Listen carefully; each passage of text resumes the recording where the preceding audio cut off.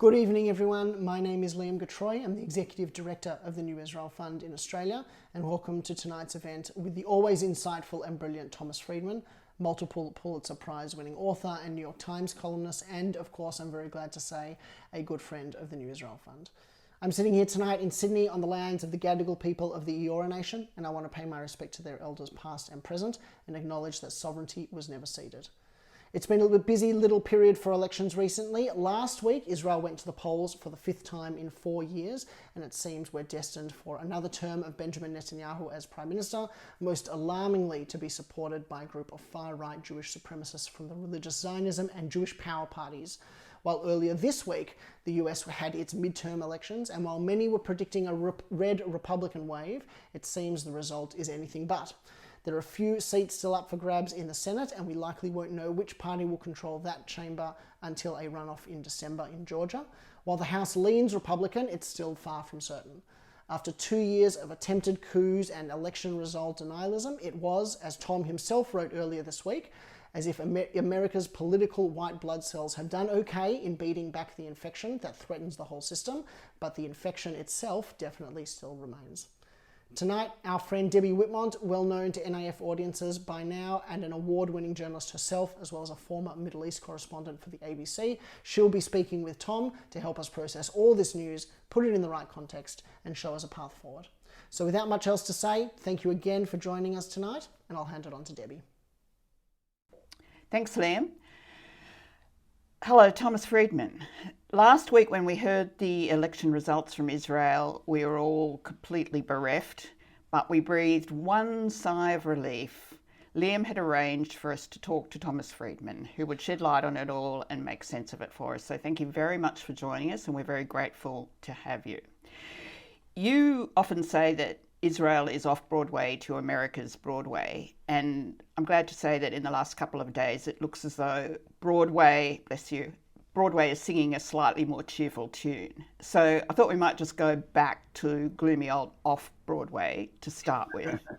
And I think a lot of people would have read your opinion piece where you painted a terribly gloomy picture of a country run by Trump, Giuliani, Bannon and co, which is how it looks in Israel. And you said your friend Nahum Benaya said the country is entering a dark tunnel. Do you still feel like that? And talk to us about that. Yeah, I mean, nothing's changed in the last week that would fundamentally, get me to draw a different conclusion. First of all, greetings to all my friends in Australia and readers and NIF supporters. God bless you for that. Great organization. My concern is that really a couple things, which I laid out in the piece. My really top concern, is rule of law.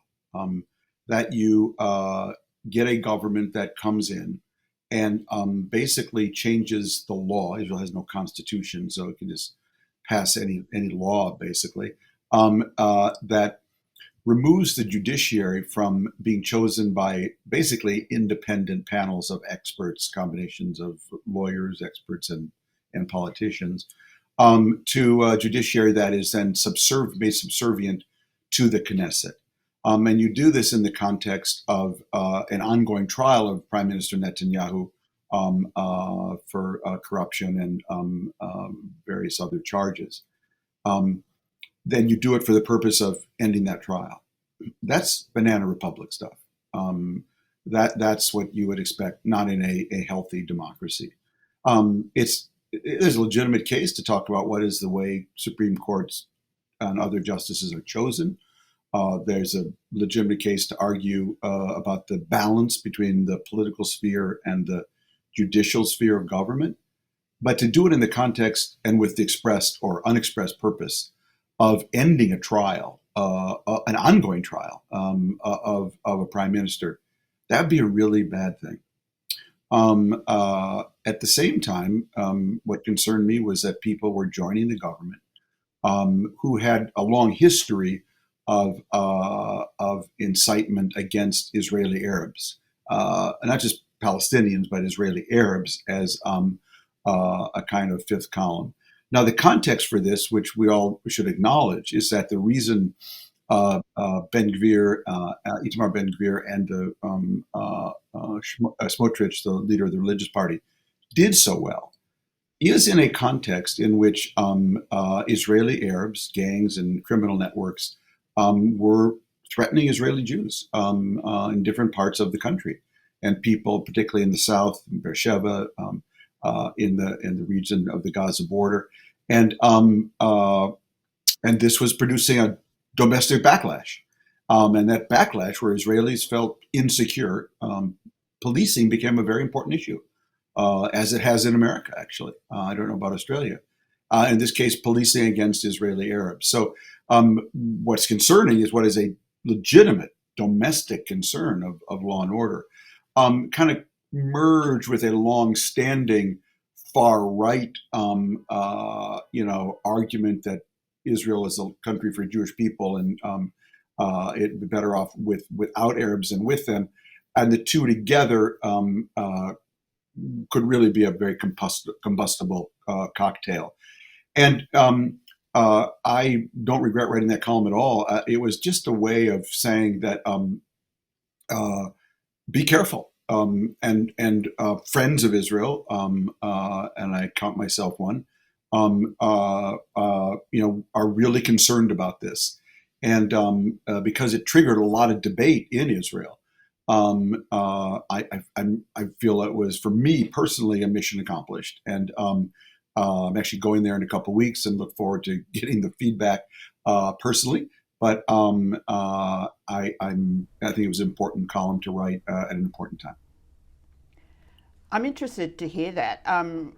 Can you tell us more about the debate and what the views were? Well, obviously, a big some of the pushback to me was people saying that I didn't give enough attention to the degree to which, after the last Ramadan, or in the midst of the last Ramadan, violence by Israeli Arabs towards Israeli Jews had reached a very disturbing level, and that's what accounted for and explained the sudden surge in voting for these far-right Kahanist characters, who one of whom had been arrested for incitement against Arabs, and who had been one of those inciting against Yitzhak Rabin before he was assassinated. I mean, these were people who were never part of the political mainstream at all. Netanyahu only brought them in because he needed the votes. And so you had this dynamic of Netanyahu needed the votes. They were becoming more popular. They were becoming more popular for a legitimate reason of concern by Israelis, feeding into their kind of more broader, Jewish supranationalism, that this is a country that'd be better off without Arabs. And the three converge together. So I'm looking forward to hearing people, and I'm actually trying to see everyone in that whole triangle, and including the supranationalists, and hear what they have to say. That's interesting, because when I was thinking about it, I thought, well, maybe it's not that, but maybe what it is, it's like you're poking the bear. You keep on asking us at elections, and now, okay, finally, we're going to tell you what we really want. We really don't like these people, and we're going where we have not gone before. I mean, do you think there is an element of that? That's interesting. I don't know. Again, I think this was a lurch to the far right that was encouraged by Netanyahu because he needed the votes. But when Netanyahu goes on a rampage, which he did, a political rampage, against Mansour Abbas, a moderate Israeli Arab who was in the last government, who accepts Israel as a Jewish state, who speaks with tender sensitivity about the Holocaust. That's exactly the kind of Israeli Arab citizen, Israeli Jews, Australian Jews, world Jew wants to see elevated and encouraged. And when you run a campaign against him, because he breaks the mold, he's dangerous for Netanyahu, because he's actually saying, no, I want to be a citizen. I accept that this is a Jewish state in which I am a minority. And when you attack him, by the way, he was a guy who Netanyahu tried to get into his last cabinet. He was ready to actually have him in the government. So the degree of cynicism here is not lost on me either. So, those who will say to me, "Oh my God, your column," look in the mirror a little bit. So that's why I think it's important sometimes to get people's attention as a columnist, by really, peeling off the skin sometimes and getting to the hot molten core of this. There is a real issue of relations between Israeli Arabs and Israeli Jews, and they're heading down a bad place, for some very internal dynamic reasons, which we should all be concerned about and care about, need to be addressed, and where one can't blame Israelis for being fearful that they were not, that law and order was basically disintegrating in some of their communities around this issue, and therefore they reach for a far right answer. I don't think that far right answer is the answer, but it does not. It wasn't surprising to me that they would do that, but I think it's important to recognize, when you do that, where that can go and where that can lead. This is a new Israel, maybe, but is it a new Benjamin Netanyahu? I mean, clearly, you mentioned rule of law. Rule of law, overriding it, is the whole purpose of the exercise for the sake of his corruption trial. So, do you think this is a new Bibi who's gone, into the unknown, or will he, as some people are suggesting, get what he wants from it and then dump these unappealing characters from his coalition and replace them with someone more acceptable? Well, Bibi always likes to position himself in the center of his governments, not on the far left. In this government, he'd be on the far left. I know that sounds funny, but it's absolutely true. And look, I think his trial has made him and his family crazy, because there's a lot of evidence suggesting that he's guilty. Let's put it that way. And the thought of going to jail, as one of his predecessors did, Ehud Olmert, I think is terrifying to him. And so I think he's ready to do anything, underline that 3 times, anything, to avoid going to jail. Even turn the whole country into a banana republic, basically. Yeah, I mean, in America, we don't know anything about that, but it's the big question in your column, and I suppose the question out of all of this for people like us, is what do we make of this new Israel? How should we respond to it? Well, if you care about Israel like I do, like I believe NIF and its members do, you have to speak up and you have to speak out. I think you have to do it sensitively. You have to acknowledge, where this, where these fears are coming from, which ones are new, why do they need to be addressed? What's the best way to address them? But also to make clear that if you go there to that spot where you've never been before, that will be a problem for you. First of all, you and your relations with the world, with world Jewry, with the governments, and with the diaspora in general. So I just think it's not a time to bow out. It's a time to engage. That's what I was doing. And by the way, I'm ready to get pushback and tell me I'm not right, or I'm right about this and not right about that, or maybe you were right about that and I didn't see it. But it's not my job to sit silent, and I thought it was important to write what I wrote. The column was actually printed in Hebrew in Haaretz, so it got around. I'm getting the feeling that you did get a bit of blowback because you seem quite sensitive. I mean, I think we all thought, oh, that's scary, but looks pretty true. I'm just trying to be, I actually don't have these conversations about my columns. I don't do Dvar Torahs on my own columns usually. So, well, that was quite a column. Right. I'm just trying to be, sensitive to the story, but I take nothing back. That's for sure. Do you get the sense in Israel that Israelis themselves are a little shocked by this election result?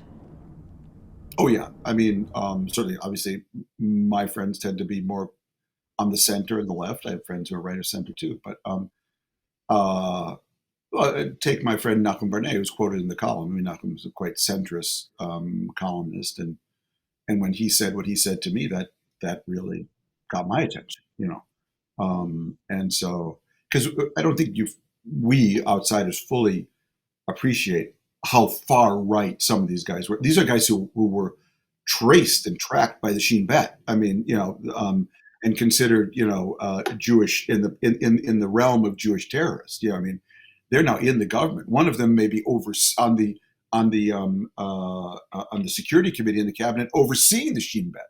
Like that is, it's hard to think of what the analogy of that is, but these were radical Jewish extremists who will now not only be in the government but in potentially overseeing the security apparatus or part of it. What's this mean for the left in Israel, apart from the fact that they've been virtually annihilated? I mean, what are they saying, and where forward? Is there any hope? How are you reading that? Well, the left in Israel has pretty much, as you said, been annihilated. It's and I think that's sad to me. I understand why, in general, that the Olmert and Ehud Barak peace plans were both essentially ignored or rejected by the Palestinians. We've had 2 intifadas. That said, I do believe it's the role and responsibility of the left to always be out there and asking the question, if it isn't a 2-state solution today or tomorrow, what can we be doing to separate ourselves from the Palestinians in the West Bank as much as possible in terms of political space? And what can we be doing to keep the possibility of a 2-state solution alive? That seems to be the job of the left right now. And I feel like they got intimidated by the right and kind of dropped that ball. So we just had 5 Israeli elections. And the issue of a 2-state solution wasn't on the agenda for any of them. That's remarkable. That's a failure of the left. Because there's ways to talk about it, I believe, that are sensitive to Israel's security concerns, realistic about the Palestinians and what they can do, what their real aspirations are, etc., without giving in to the intimidation of the left. The right there has managed to change the whole political vocabulary, and that's never healthy. So what options are... Sorry to interrupt. What options are open to the left? I mean, what can they do? Well, I think what you have to do is constantly be engaging and putting out ideas and exposing what's happening on the ground. That by doing nothing, we're actually foreclosing options. We're going to be left with a hostile population in our midst, in which the only choices are going to be terrible. I mean, imagine if tomorrow that President Biden said to Netanyahu, "You won. You won. I just have one question. Go annex the West Bank. That seems to be what you want to do. I just have one question for you.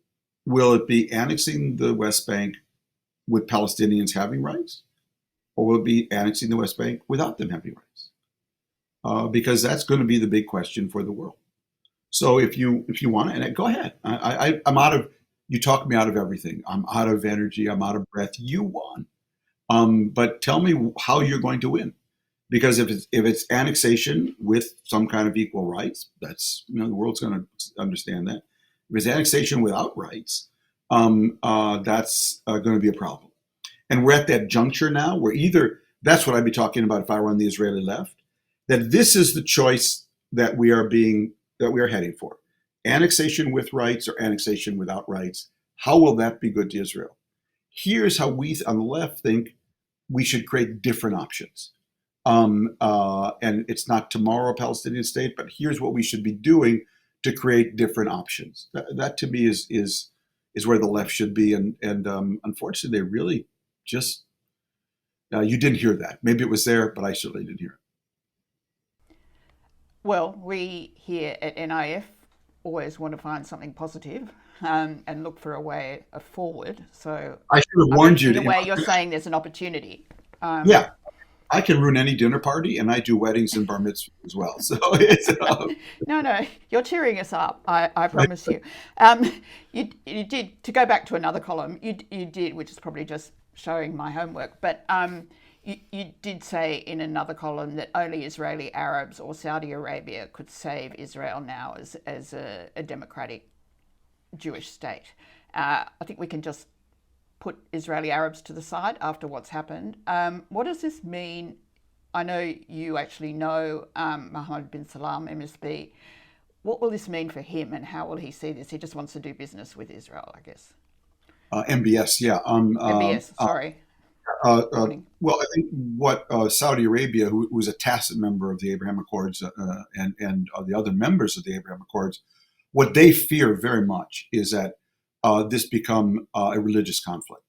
Like when it's between Israelis and Palestinians, for them that's a national issue, and they're actually not that interested in the Palestinian question, and they're ready to sort of put that on the back burner. But if this becomes an Israeli Arab issue or a Muslim Jewish issue, that would be a disaster. And that would make it impossible for these countries to maintain normal relations. That is one of the agendas of these far right groups, of course, is to assert Jewish physical sovereignty over the Temple Mount, including the Dome of the Rock and the Al-Aqsa Mosque. And that would be a huge red line for the whole Muslim world. So this government's going to have to be juggling that aspiration as well. And I think it's very important, obviously, that the conflict not become a Israeli Arab-Muslim conflict as opposed to Israeli-Palestinian conflict. So the Saudis right now are not going to come into the negotiations until and unless basically what the Saudis want is they want to be given control now over the Dome of the Rock and Al-Aqsa, which is now controlled by the Hashemite Kingdom of Jordan and the Hashemite family. And the Saudis actually want that as well. So they would control Mecca, Medina, and the holy places in Jerusalem as well for the Islamic world. I can't see them, the Israelis or the Americans, allowing that kind of swap to happen. But this government might be tempted to. I don't know. I mean, bringing Saudi Arabian would be a big prize, but that's what it would take. And that would hugely threaten the King of Jordan. What you're also foreshadowing in there, and I hesitate to say this because it sounds so terrible, is what these columnists are likely to do in terms of getting what they want. I mean, they're not going to sit there as a passive block of people. They're trading here with Netanyahu for his rule of law reforms or anti-reforms. I mean, how do we expect them to respond? They're not passive, are they? Yeah, they're not passive. Right now, I think they're being quiet. I think they've been told to be quiet. I think my column probably helped in that process. I think President Herzog has done a very good job of trying to talk to them and explain to them the stakes involved here. And so we'll just have to wait and see. I think I'm sure the prospect of being in power in the cabinet will be daunting, assuming they are in the cabinet. And whether Ben-Gvir gets the police portfolio, which he wants, that would be pretty amazing if that happened. But with that comes responsibility. If you trigger, a war with the whole Muslim world, that's on your head as well. This isn't just some small thing or you shouting into at a protest. That may be very sobering for him as well. So maybe that's the way to cure them. I don't know. We're just gonna have to wait and see. It's very sobering. Let's go to something more cheerful. The midterm results actually were a lot less red than people thought they would be.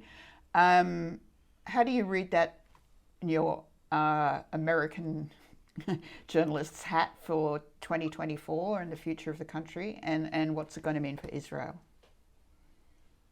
Yeah, excuse me. I don't think it means much, particularly for Israel, one way or another. It's much more important for America. That I think two things really came through to a lot of voters in the center.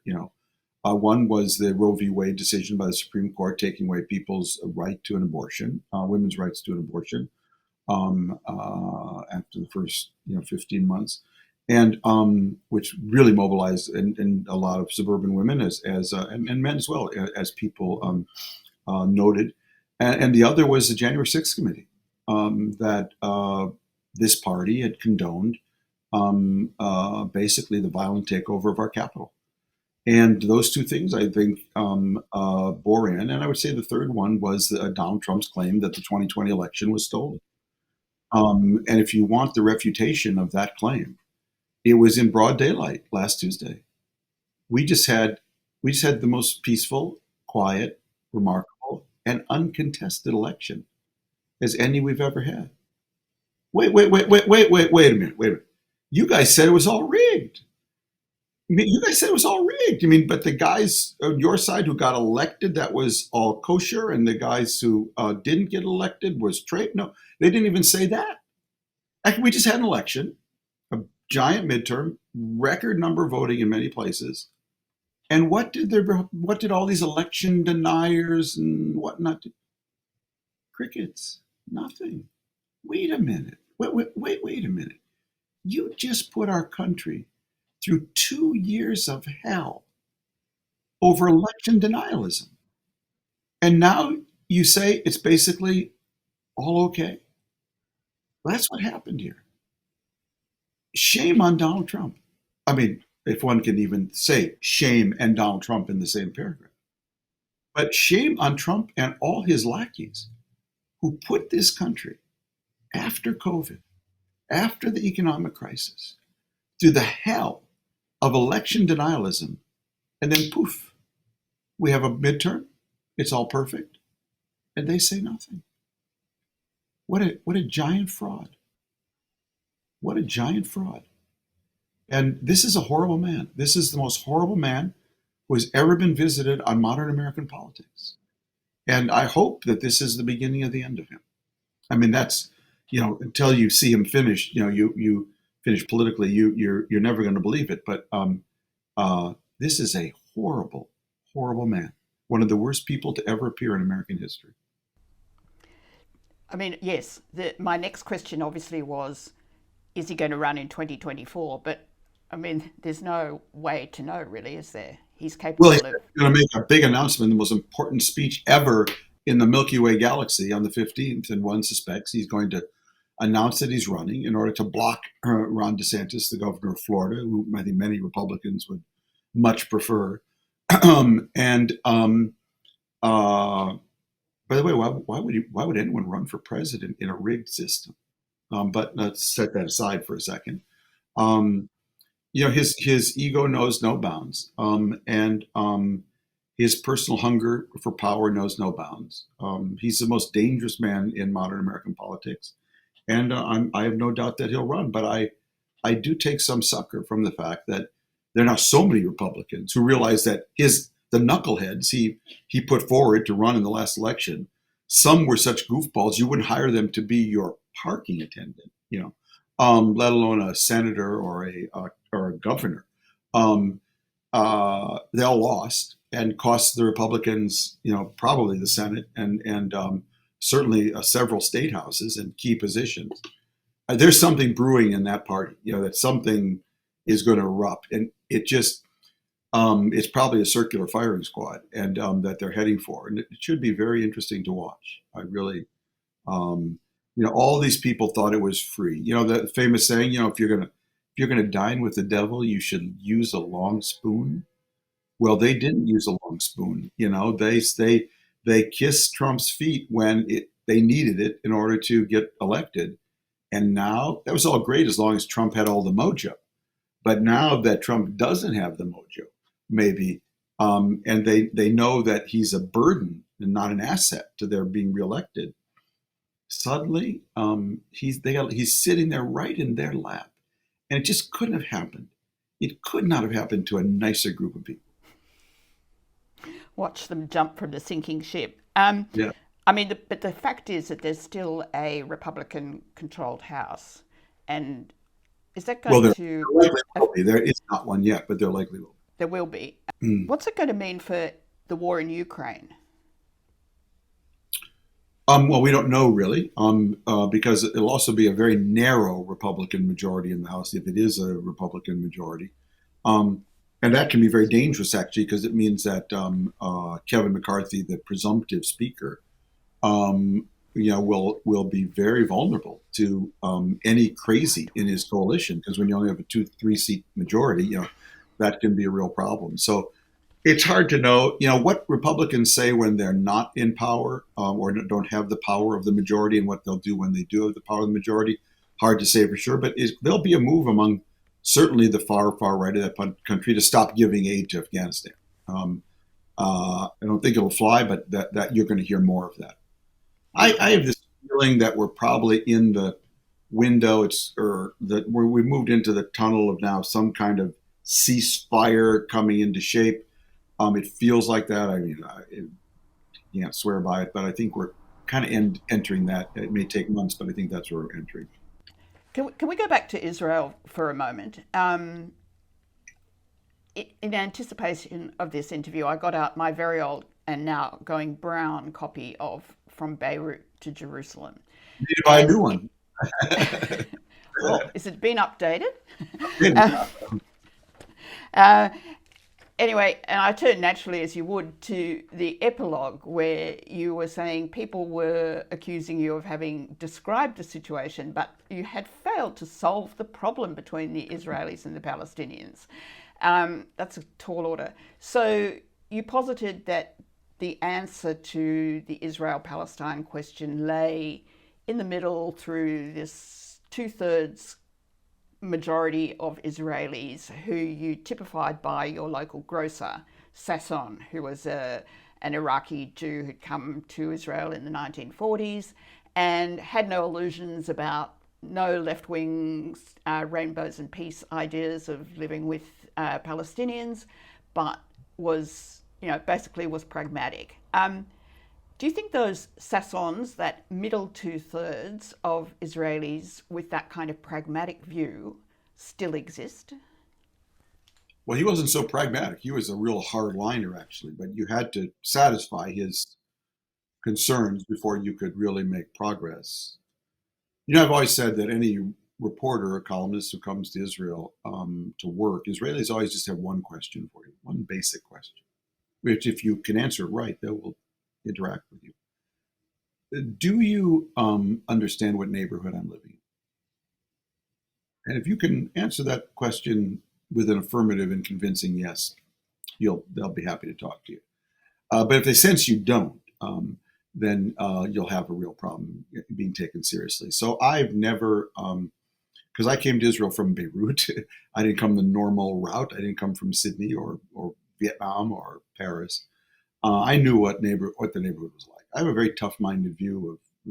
I'm not a dove who give them all back, whatever they want. I don't know whether Israel has a Palestinian partner for a secure peace. I've never known. All I've known is that it was in Israel's interest to test, and retest again if it does, because the alternative to not having that is a permanent occupation that will erode Israel as a Jewish democracy. So that's always been my position. I'm not here to tell you the other guys are wonderful, they're great, they're really ready to sit down, the lamb with the lion, it's all great, it's all wonderful, it's all the Union's fault. No, I don't believe that for a second. I actually don't know whether there is a stable Palestinian majority for a secure peace with the Jewish state. I don't know. But I do think it's in Israel's interest to constantly looking for that, probing for it, nurturing it, to see if it is, because the alternative is really bad. Is that the job of the left, to go and look for it? It's the job of the whole government, left, right, center, whatever. And the right doesn't have an interest in it because it thinks all the territory is its and it wants to control all the territory. The problem is the territory comes with 2.7 million Palestinians in the West Bank. I mean, there will be a natural solution by population to the whole situation eventually, won't there? Well, it would be a solution. The Jewish birth rate is actually higher than the Palestinian birth rate these days, because ultra-Orthodox Jews have a very, sort of the highest birth rate. They have an average of 7 kids, so they're actually up there ahead now of the Palestinians. So when it comes to that sort of battle, of birth rates, Jews could win that one too. Coming back to America just briefly, because of our own self-interest here in Australia, we've been watching China very nervously, and our previous government tried one talking tough approach, which just ended up with us getting a lot of trade sanctions, and now our new government is trying to be nice and deal with China. We're very nervous. Yeah, well. And now there's a Republican-controlled House. What should we be looking for in how the United States will respond to China, and how should we be watching China? Well, I wrote a column a couple of weeks ago about who lost. Well, China should be asking, how do we lose America? Because China has really lost America, and I'm very sad about that. I think the world is a less prosperous, less stable place, less peaceful place, absent a good working relationship between China and America. I think it was the Chinese who really changed. I mean, China today is so much more open than it was 40 years ago, and so much more closed than it was 10 years ago. There's been a real turnabout, And so I think, in that sense, Xi Jinping has not been good for the U.S.-China relationship. I don't think he's been good for China-China relations. I think what he's doing at home is scary to me, this kind of techno-authoritarianism. But that's the way he wants to go, and chasing a COVID, epidemic by playing whack-a-mole with a virus, and not actually vaccinating all his people. So China's doing stuff right now that's just not good for China, it seems to me, let alone for China's relationship with Australia and America. We're just going to have to live through this. Hopefully, once Xi has consolidated his now third term, unprecedented, that he'll start to reach out and maybe step back, or maybe realize I really did overreach, and I need to play nicer with Australia and with America. That's all we can hope for. Thinking about your upcoming trip to Israel, how are you approaching it? What are you thinking? You have said this is the new Israel. What's the question that will be in your mind as you land, and that you'll be wanting to find out? Well, really, I go always with an open mind, in the sense of I want to hear what everybody has to say. I'm particularly interested in what critics would have to say. I like to hear, what people who take alternative views are thinking. And I'm very curious. I haven't been to Israel since 2019, since right before the pandemic. So I want to get caught up with friends and hear what everybody has to say. Should we expect another election anytime soon? That I don't know. I really don't know. It's my crystal ball is really broken when it comes to the future of anybody's politics, let alone Israel. So I wish I could give you a better answer. I don't. Maybe given the result in the midterms, it would be a good idea, because it would be time to flip back again. Thank you very much, Thomas, for speaking to us today, and I look forward to doing it again. And bon voyage on your trip to Israel. Thanks so much. And great to be with you and all the NIF supporters in Australia.